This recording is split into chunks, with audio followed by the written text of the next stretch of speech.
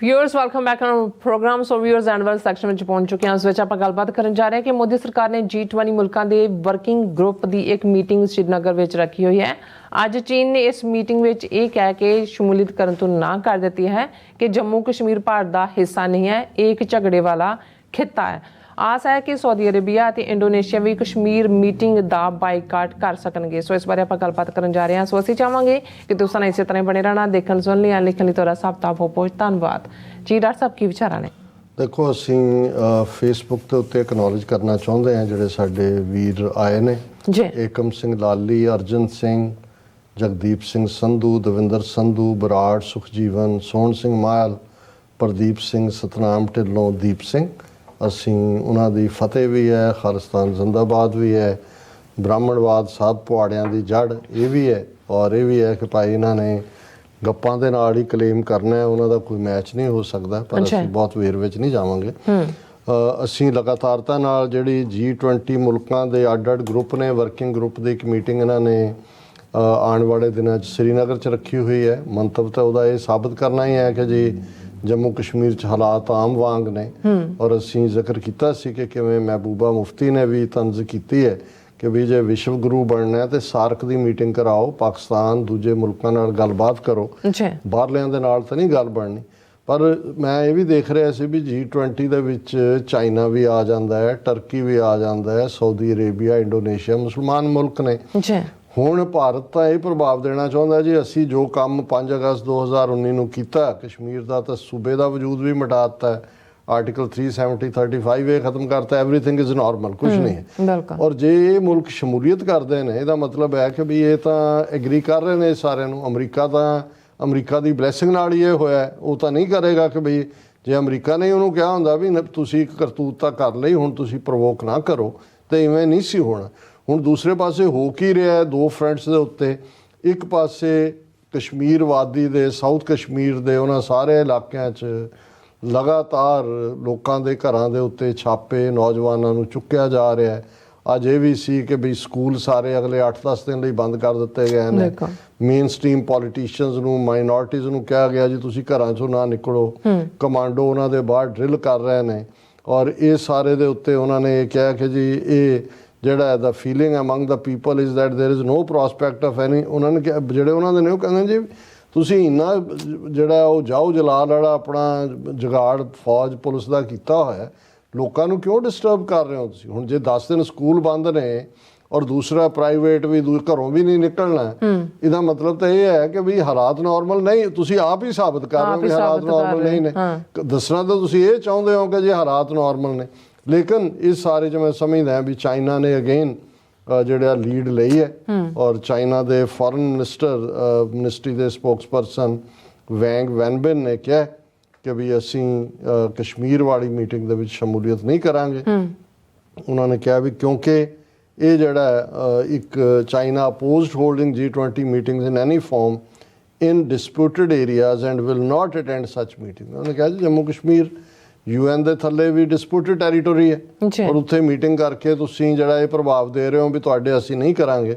ਹੁਣ ਜਿਹੜੀਆਂ ਕਿਆਸ ਰਾਈਆਂ ਨੇ ਕਿ ਸ਼ਾਇਦ ਟਰਕੀ ਵੀ, ਇੰਡੋਨੇਸ਼ੀਆ ਵੀ ਔਰ ਸਾਊਦੀ ਅਰੇਬੀਆ ਵੀ, ਔਰ ਇਸ 'ਚ ਜ਼ਾਹਰ ਹੈ ਬਿਹਾਈਂਡ ਦਾ ਕਰਟਨ ਪਾਕਿਸਤਾਨ ਦੀ ਲੌਬੀ ਵੀ ਹੋਏਗੀ, ਹੋਣੀ ਵੀ ਚਾਹੀਦੀ ਹੈ। ਔਰ ਜੇ ਸੱਚਮੁੱਚ ਕੋਈ ਮੁਸਲਮਾਨ ਬਰਾਦਰਾਨ ਦੀ ਗੱਲ ਹੈ ਥੋੜ੍ਹੀ ਬਹੁਤ ਵੀ, ਤੇ ਇਹਨਾਂ ਨੂੰ ਸਟੇ ਅਵੇ ਕਰਨਾ ਚਾਹੀਦਾ। ਪਰ ਇੰਡੀਆ ਇਹ ਸਮਝਦਾ ਹੈ ਕਿ ਭਾਈ ਕਿੰਨੇ ਆਉਂਦੇ ਨੇ ਨਹੀਂ ਆਉਂਦੇ, ਉਹਨਾਂ ਦਾ ਕਰ ਲੈਣਾ ਹੀ। ਜੇ ਅਮਰੀਕਾ ਔਰ ਇਹ ਯੂਰਪੀਅਨ ਮੁਲਕ ਉਹਦੇ ਚਲੇ ਜਾਂਦੇ ਨੇ ਕਿ ਜੀ ਇਹਨਾਂ ਨੇ ਤਾਂ ਸਾਡੀ ਪੋਜੀਸ਼ਨ ਮੰਨ ਲਈ, ਤੇ ਜੇ ਇਸਲਾਮਿਕ ਮੁਲਕ ਵੀ ਜਾ ਵੜਦੇ ਨੇ ਫਿਰ ਤਾਂ ਕਸ਼ਮੀਰੀਆਂ ਦਾ ਵਿਚਾਰਿਆਂ ਦਾ ਇਹਦਾ ਮਤਲਬ ਹੈ ਵੀ ਕੋਈ ਨਾਲ ਖਲੋਣ ਨੂੰ ਤਿਆਰ ਨਹੀਂ। ਸੋ ਘੱਟੋ ਘੱਟ ਚਾਈਨਾ ਨੇ ਜਿਹੜਾ ਹਿੰਮਤ ਔਰ ਹੌਸਲਾ ਦਿਖਾਇਆ। ਔਰ ਕਨਕਲੂਜਨ ਦੇ ਵਿੱਚ ਅਸੀਂ ਜਿਵੇਂ ਗੁਰਬਾਣੀ ਵਿਚਾਰ ਕਰਦੇ ਇੱਕ ਸ਼ਲੋਕ ਦੀ ਵਿਚਾਰ ਹੀ ਕਰਾਂਗੇ ਜਿਹੜਾ ਤੀਸਰੇ ਪਾਤਸ਼ਾਹ ਦਾ ਸ਼ਲੋਕ ਮਹੱਲਾ ਤੀਜਾ।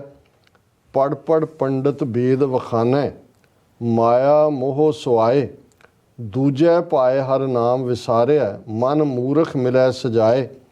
ਜਿਨ ਜਿਉ ਪਿੰਡ ਦਿੱਤਾ ਤਿਸ ਕਬਹੁ ਨ ਚੇਤੈ, ਜੋ ਦੇਂਦਾ ਰਿਜਕ ਸੰਬਾਹੇ, ਜਮ ਕਾ ਫਾਹਾ ਗਰੋ ਨ ਕੱਟੀਐ, ਫਿਰ ਆਵੈ ਜਾਏ। ਮਨ ਮੁਖ ਕਿਛ ਨਾ ਸੂਝੈ ਅੰਧਲੇ, ਪੂਰਬ ਲਿਖਿਆ ਕਮਾਏ, ਪੂਰੇ ਭਾਗ ਸਤਿਗੁਰ ਮਿਲੈ ਸੁਖ ਦਾਤਾ। ਪੂਰੇ ਭਾਗ ਸਤਿਗੁਰ ਮਿਲੈ ਸੁਖ ਦਾਤਾ। ਨਾਮ ਵਸੈ ਮਨ ਆਏ ਸੁਖ ਮਾਣੈ ਸੁਖ ਪਹਿਨਣਾ ਸੁਖੇ ਸੁਖ ਵਿਹਾਏ। ਨਾਨਕ ਸੋ ਨਾਉ ਮਨੋ ਨਾ ਵਿਸਾਰੀਐ ਜਿਤ ਦਰ ਸੱਚੈ ਸੋਭਾ ਪਾਏ। ਜੀ ਸੋ ਜ਼ਾਹਰ ਹੈ ਕਿ ਇਹ ਹੀ ਮੈਸੇਜ ਹੈ ਕਿ ਭਾਈ ਉਸ ਵਾਹਿਗੁਰੂ ਦੀ ਕਿਰਪਾ ਦੇ ਨਾਲ ਤੁਸੀਂ ਸੁੱਖ ਮਾਣਦੇ ਹੋ, ਚੰਗਾ ਪਹਿਨਦੇ ਹੋ, ਸੁਖੀ ਜੀਵਨ ਤੁਹਾਡਾ ਬੀਤਦਾ ਹੈ। ਉਸ ਵਾਹਿਗੁਰੂ ਨੂੰ ਕਦੇ ਵੀ ਆਪਣੇ ਮਨੋਂ ਨਾ ਵਿਸਾਰੋ, ਤੇ ਜੇ ਨਹੀਂ ਵਿਸਾਰੋਗੇ ਤਾਂ ਉਸ ਵਾਹਿਗੁਰੂ ਦੇ ਦਰਬਾਰ ਦੇ ਵਿੱਚ ਦਰ ਦੇ ਉੱਤੇ ਤੁਹਾਨੂੰ ਸ਼ੋਭਾ ਮਿਲੇਗੀ। ਔਰ ਇਹ ਜੇ ਤੁਸੀਂ ਸਿਰਫ ਪੜ੍ਹ ਪੰਡਤ ਵੇਦ ਵਖਾਣਾ ਮਾਇਆ ਮੋਹ ਸਵਾਏ, ਕਿ ਬ੍ਰਾਹਮਣ ਜਾਂ ਲਰਨਡ ਸਕਾਲਰ ਗਿਆਨੀ ਵੀ ਸਾਡੇ ਆ ਜਾਂਦੇ ਨੇ ਉਹਦੇ 'ਚ ਕਿ ਭਾਈ ਉਹ ਜ਼ਬਾਨੀ ਕਲਾਮੀ ਤਾਂ ਤੁਹਾਨੂੰ ਬੜੇ ਜਿਹੜੇ ਨੇ ਉਹ ਗ੍ਰੰਥ ਸੁਣਾਉਣਗੇ, ਵਿਦਿਆ ਸੁਣਾਉਣਗੇ ਜਾਂ ਗੁਰਬਾਣੀ ਸੁਣਾਉਣਗੇ, ਪਰ ਖੁਦ ਮਾਇਆ ਦੇ ਮੋਹ ਵਿੱਚ ਸੁੱਤੇ ਹੋਏ ਨੇ, ਮਾਇਆ ਦੀ ਨੀਂਦ ਵਿੱਚ ਨੇ। ਦੂਜਾ ਪਾਏ ਹਰ ਨਾਮ ਵਸਾਰਿਆ ਮਨ ਮੂਰਖ ਮਿਲੈ ਸਜਾਏ, ਕਿ ਵਾਹਿਗੁਰੂ ਭੁੱਲਿਆ ਹੋਇਆ, ਮਨ ਮਾਇਆ ਦੇ ਵਿੱਚ ਲੱਗਾ ਹੋਇਆ, ਤੇ ਜਿਹੜੇ ਮਾਇਆ ਵਿਹੜੇ ਨੇ ਉਹ ਅਲਟੀਮੇਟਲੀ ਸਜ਼ਾ ਦੇ ਹੱਕਦਾਰ ਹੁੰਦੇ ਨੇ। ਕਿਉਂਕਿ ਜਿਨ ਜਿਉ ਪਿੰਡ ਦਿੱਤਾ ਤਿਸ ਕਬਹੁ ਨਾ ਚੇਤੈ।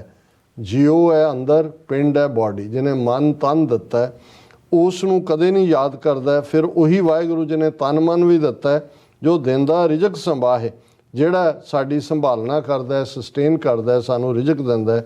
ਜਮ ਕਾ ਫਾਹਾ ਗਲੋਂ ਨਾ ਕੱਟੀਐ ਫਿਰ ਆਵੇ ਜਾਏ। ਜੇ ਵਾਹਿਗੁਰੂ ਦੇ ਨਾਲ ਪ੍ਰੀਤ ਨਹੀਂ ਹੈ, ਰੱਬ ਦੀ ਇਬਾਦਤ ਨਹੀਂ ਹੈ, ਤੇ ਜਿਹੜਾ ਮੌਤ ਦਾ ਫਾਹ ਹੈ, ਮੌਤ ਦਾ ਡਰ ਹੈ, ਇਹ ਗਲੋਂ ਨਹੀਂ ਲੱਥਣਾ। ਔਰ ਬਾਰ-ਬਾਰ ਜਿਹੜਾ ਹੈ ਉਹ ਜਨਮ ਮਰਨ ਦੇ ਚੱਕਰ ਦੇ ਵਿੱਚ ਫਸਣਾ ਹੋਏਗਾ। ਪਰ ਜਿਹੜੇ ਮਨਮੁਖ ਨੇ, ਮਨਮੁਖ ਕਿਛ ਨਾ ਸੂਝੈ ਅੰਧਲੇ ਪੂਰਬ ਲਿਖਿਆ ਕਮਾਏ, ਕਿ ਇਹ ਮਨਮੁਖਾਂ ਨੂੰ ਤੁਸੀਂ ਜੋ ਮਰਜ਼ੀ ਕਹੋ, ਉਹਨਾਂ ਨੇ ਅੰਨੇ ਰਹਿਣਾ, ਉਹਨਾਂ ਨੂੰ ਕੁਛ ਨਹੀਂ ਸੁਝਣਾ। ਇਹ ਸਿਰਫ ਪੂਰਾ ਭਾਗ ਸਤਿਗੁਰ ਮਿਲੇ ਸੁਖ ਦਾਤਾ ਨਾਮ ਵਸੈ ਮਨ ਆਏ। ਇਹ ਤੁਹਾਡੇ ਤੁਸੀਂ ਖੁਸ਼ਕਿਸਮਤ ਹੋਵੋ ਤਾਂ ਵਾਹਿਗੁਰੂ ਤੁਹਾਨੂੰ ਮਿਲਦਾ ਹੈ, ਸੁੱਖਾਂ ਦਾ ਦੇਣ ਵਾਲਾ ਵਾਹਿਗੁਰੂ, ਤੇ ਉਸ ਦਾ ਨਾਮ ਤੁਹਾਡੇ ਅੰਦਰ ਆ ਕੇ ਵਸ ਜਾਂਦਾ ਹੈ। ਫਿਰ ਤੁਸੀਂ ਜਦੋਂ ਉਹਦਾ ਨਾਮ ਵਸ ਜਾਂਦਾ ਹੈ, ਫਿਰ ਤੁਹਾਡਾ ਪਹਿਨਣਾ, ਤੁਹਾਡਾ ਖਾਣਾ, ਸੁੱਖ ਦੇ ਵਿੱਚ ਤੁਹਾਡਾ ਜੀਵਨ ਬੀਤਦਾ। ਔਰ ਉਹਨਾਂ ਨੂੰ ਜਿਹੜੀਆਂ ਰੂਹਾਂ ਸੱਚਮੁੱਚ ਖੁਸ਼ਕਿਸਮਤ ਨੇ, ਵਾਹਿਗੁਰੂ ਦੀ ਬਖਸ਼ਿਸ਼ ਦੀਆਂ ਪਾਤਰ ਬਣਦੀਆਂ ਨੇ, ਉਹਨਾਂ ਨੂੰ ਗੁਰੂ ਦਾ ਨਾਂ, ਰੱਬ ਦਾ ਨਾਂ ਕਦੇ ਨਹੀਂ ਭੁੱਲਦਾ, ਤੇ ਉਸ ਵਾਹਿਗੁਰੂ ਦੀ ਦਰਗਾਹ ਦੇ ਵਿੱਚ ਅਲਟੀਮੇਟਲੀ ਉਹਨਾਂ ਨੂੰ ਸ਼ੋਭਾ ਮਿਲਦੀ ਹੈ। ਇਹ ਅੱਜ ਦਾ ਵਿਚਾਰ ਹੈ ਜੀ। ਡਾਕਟਰ ਸਾਹਿਬ ਤੁਹਾਡਾ ਬਹੁਤ ਬਹੁਤ ਸ਼ੁਕਰੀਆ, ਤੁਸੀਂ ਆਪਣੇ ਵਿਚਾਰ ਸਾਡੇ ਦਰਸ਼ਕਾਂ ਨਾਲ ਸਾਂਝੇ ਕੀਤੇ ਨੇ। ਸੋ ਇਸ ਨਾਲ ਆਪਣੇ ਵਿਊਅਰਸ ਕੋਲ ਨੇ ਇਜਾਜ਼ਤ, ਔਰ ਸਾਰਿਆਂ ਨੂੰ ਹੈਪੀ ਵੀਕਐਂਡ ਕਹਿੰਦੇ ਆ। ਔਰ ਵਿਊਅਰਸ, ਸਾਡੇ ਪ੍ਰੋਗਰਾਮ ਦਾ ਸਮਾਂ ਇੱਥੇ ਮੁੱਕਦਾ। ਅਸੀਂ ਆਪਣਾ ਪ੍ਰੋਗਰਾਮ ਲੈ ਕੇ ਫਿਰ ਦੁਬਾਰਾ ਤੁਹਾਡੇ ਸਾਹਮਣੇ ਮੁੱਕਵਾਂਗੇ। ਤਦ ਤੱਕ ਲਈ ਮੈਨੂੰ ਇੱਥੇ ਆਪਣਾ ਦੱਸਣਾ ਗਿਆ ਦੋ ਦੇਖਦੇ ਰਹੋ। 6 ਬੁਲਾ ਦਿਓ ਫਤਿਹ। ਵਾਹਿਗੁਰੂ ਜੀ ਕਾ ਖਾਲਸਾ, ਵਾਹਿਗੁਰੂ ਜੀ ਕੀ ਫਤਿਹ। ਰੱਬ ਰਾਖਾ।